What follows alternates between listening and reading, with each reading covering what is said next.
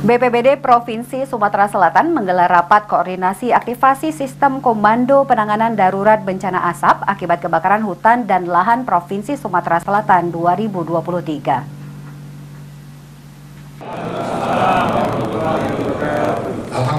Mengantisipasi potensi karhutla pada musim kemarau, BPBD Provinsi Sumatera Selatan menggelar rapat koordinasi aktivasi sistem Komando Penanganan Darurat Bencana Asap akibat kebakaran hutan dan lahan Provinsi Sumatera Selatan 2023 bersama stakeholder terkait dalam penanganan karhutla seperti TNI, Polri, dan lainnya di kantor BPBD Sumsel pada Senin 27 Februari 2023.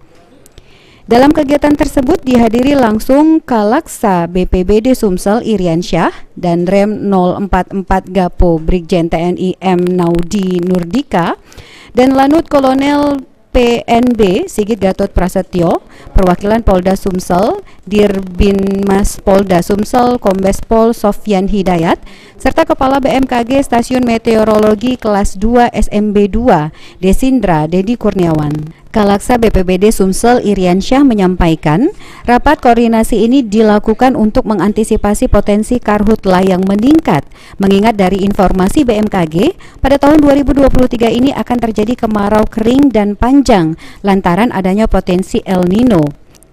Setidaknya ada 10 wilayah rawan karhutla yang menjadi sorotan di tahun ini, seperti Oki, Oi, Muba, Banyuasin, Pali, Muara Inim, Oku Timur, Mura, dan Muratara. Menyiapkan posko lapangan, pelatihan, sosialisasi, serta petugas hingga tingkat paling bawah akan dilakukan untuk mengantisipasi karhutla.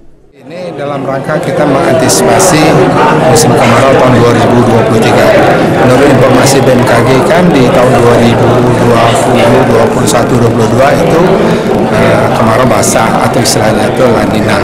Nah, informasi 2023 akan berpotensi kemaraunya kering, lama dan panjang dan akan berpotensi menjadi El Nino. Sebab itu ancaman menjadi kebakaran hutan dan lahan. Jadi kami sudah mengantisipasi menyiapkan rapat koordinasi bersama stakeholder, dalam hal ini TNI, Polri, BPBD, OPD terkait, ya, BPI Karhutla, dan seluruh teman-teman OPD yang terlingkup dalam kebakaran hutan dan lahan. Mungkin untuk saat ini Pak, berapa wilayah Pak yang menjadi sorotan untuk BPBD? Kita ada 10 wilayah yang sangat rawan kebakaran hutan. Mengantisipasi potensi karhutla, BPBD Sumsel juga akan menaikkan status Sumsel menjadi siaga lebih awal agar dapat mempersiapkan berbagai hal seperti pelatihan, pendidikan, penyuluhan, sosialisasi lebih awal, juga mengingat sejumlah daerah sudah menetapkan status siaga karhutla. Sandi Pratama, PAL TV.